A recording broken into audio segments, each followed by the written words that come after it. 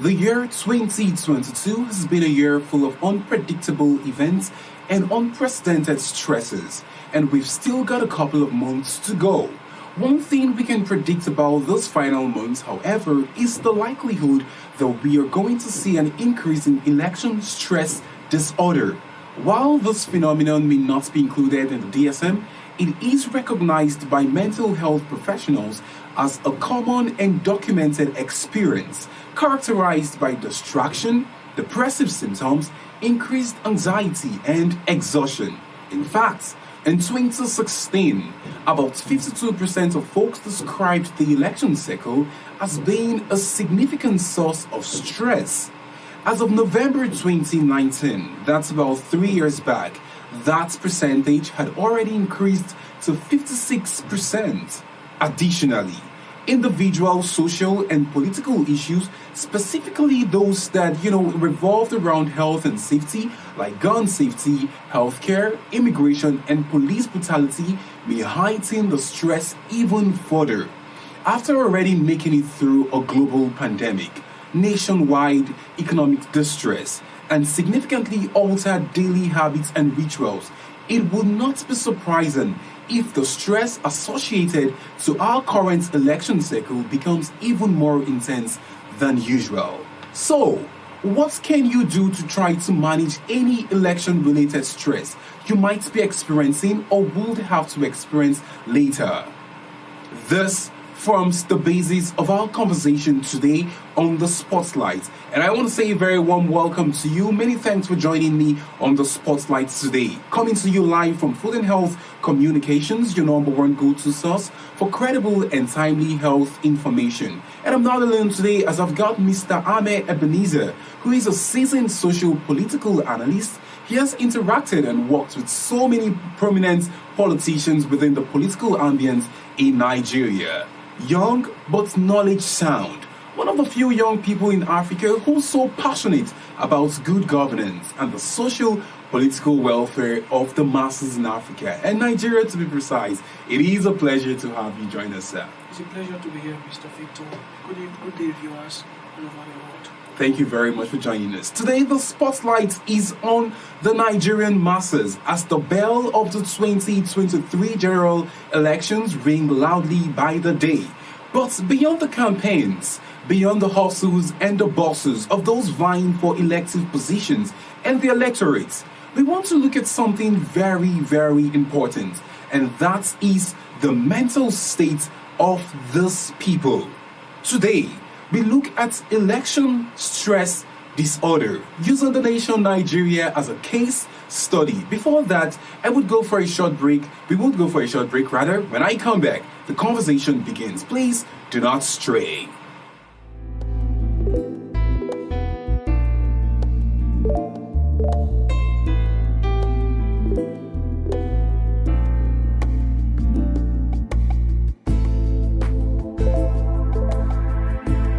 Welcome back. You're onto the spotlight. Today we are talking election stress disorder, using the nation Nigeria as a case study as the bell of the 2023 general elections ring loudly by the day in Nigeria. The first question begins as we open up the conversation.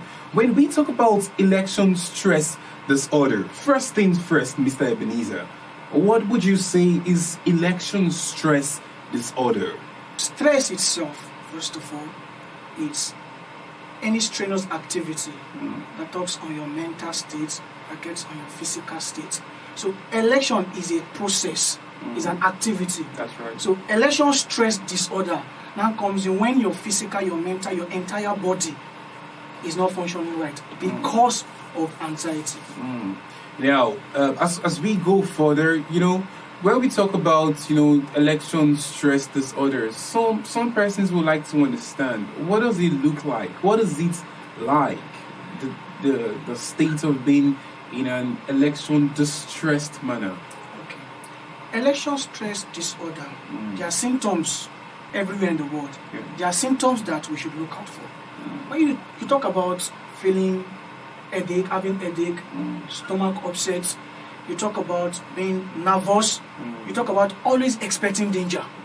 You're no longer comfortable everything around you is just making you feel threatened. That's right. Now you know that yes, there's a stress disorder. Yeah. Now, in election period, especially this period we are in Nigeria, where we have a lot of agitations, election stress disorder, you start seeing people going to the hospital. So you start seeing your blood pushing up, shooting up. You start having high blood pressure. Asthma. You start saying, what's happening? It is time to take a break. I say, I'm being stressed. There's too much stress. Why am I being stressed? Now come to discover a lot of young people. Take for example what happened at the Lekki toll gate during the NSAS protest. You know, I know people firsthand who went into depression completely as a result of that stress. Now that forms the basis for what they're agitating now. That's right. Now we look at three major political parties. Now we look at the APC, the All Progressive who are the ruling party now. That's right. We look at the supposed main opposition party. I like to put it that way. Who is the People Democratic Party? We look at the Labour Party, who is just coming up, a young man who is advocating to become a president of this nation based on principle, integrity. And then you now say, what is happening? You see a lot of young people behind one particular candidate, but that does not form the basis that is going to win. I remember vividly in 2015 or so, when an election poll was conducted, Goodluck Jonathan came out the winner of that election poll. But when we went to the field to vote, he didn't win the election. Mr. Buhari, the opposition party, won the election.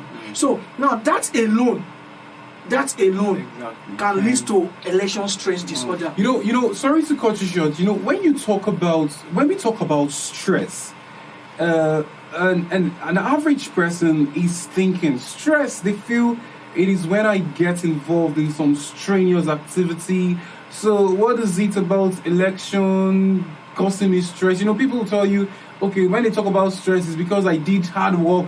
It's because I got engaged in manual labor, things that have to sap my energy physically.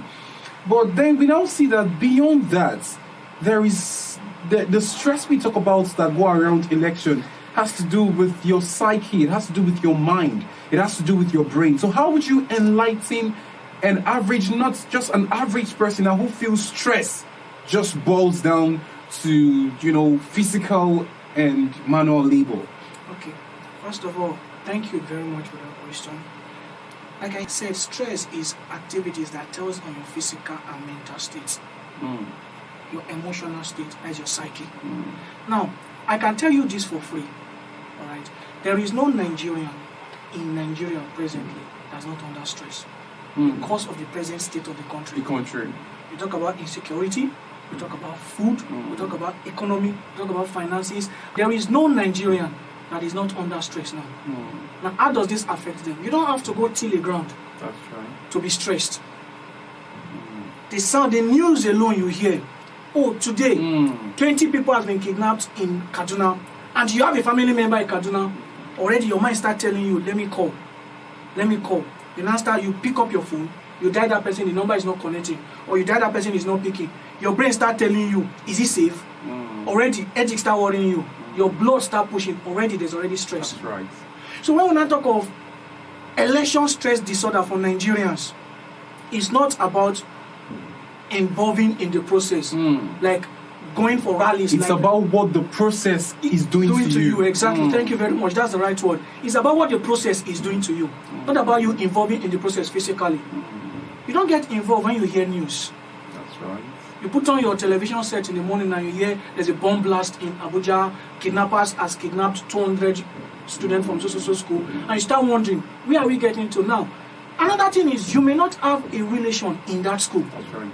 But because it is human related and we are human beings, your emotion will tell. That's right. All right?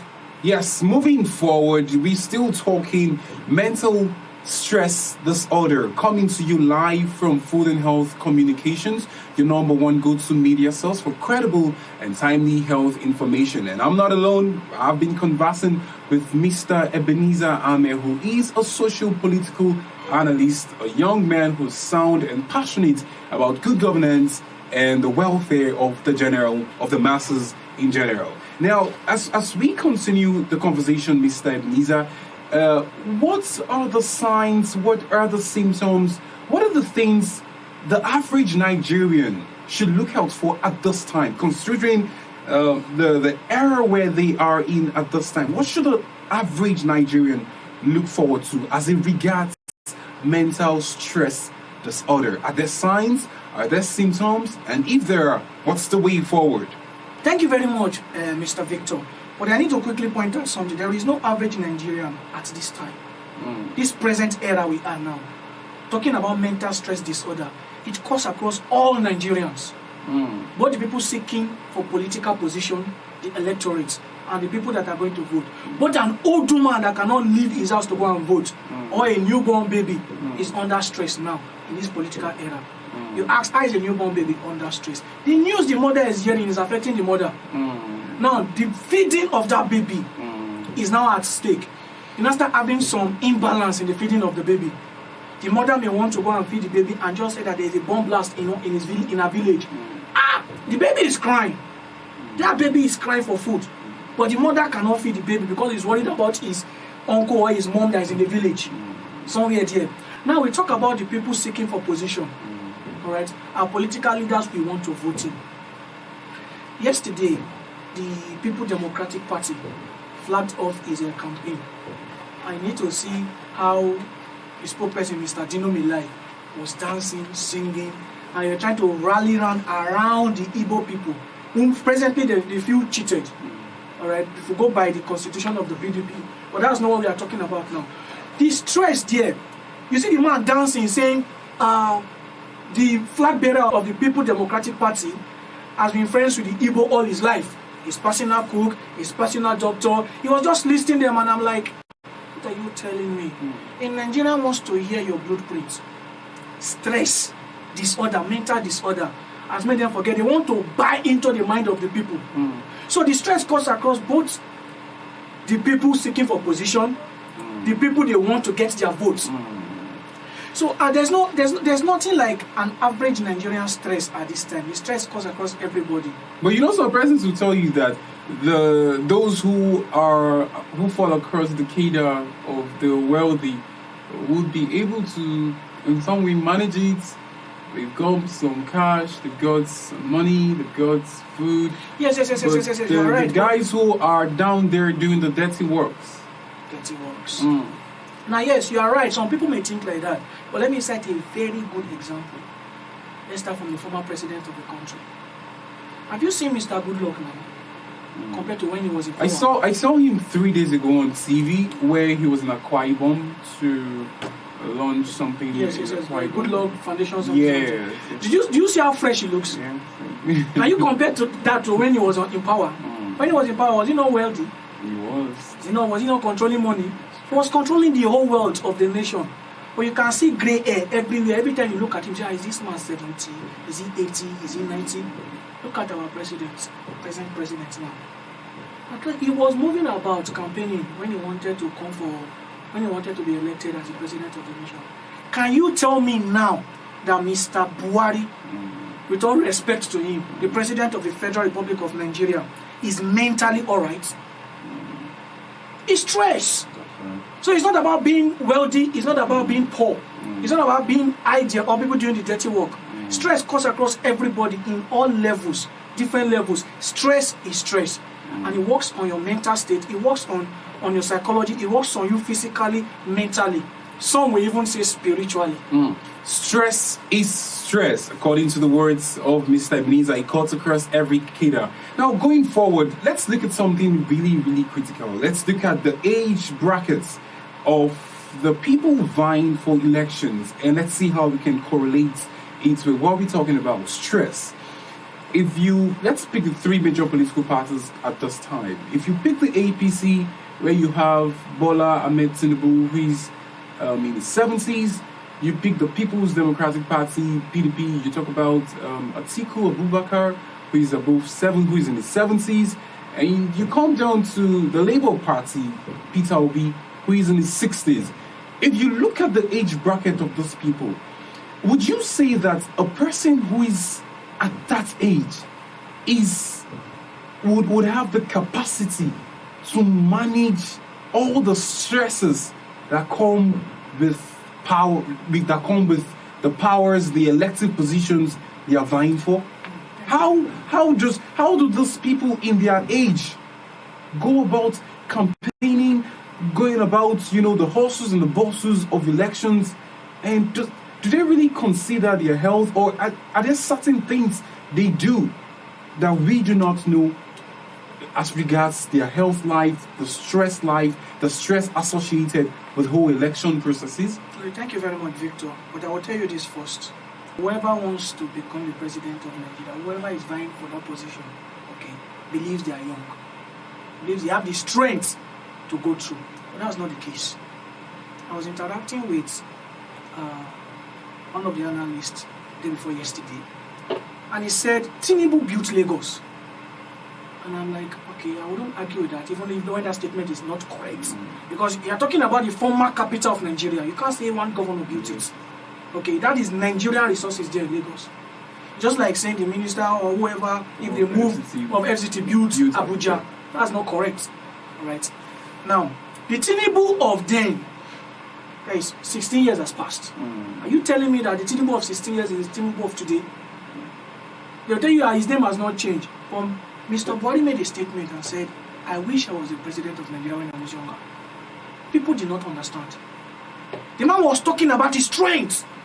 He was talking about his age, his ability to move from this state to another state. He was talking about his ability to be here, being on top of all the ministers he appointed and making sure they do their job.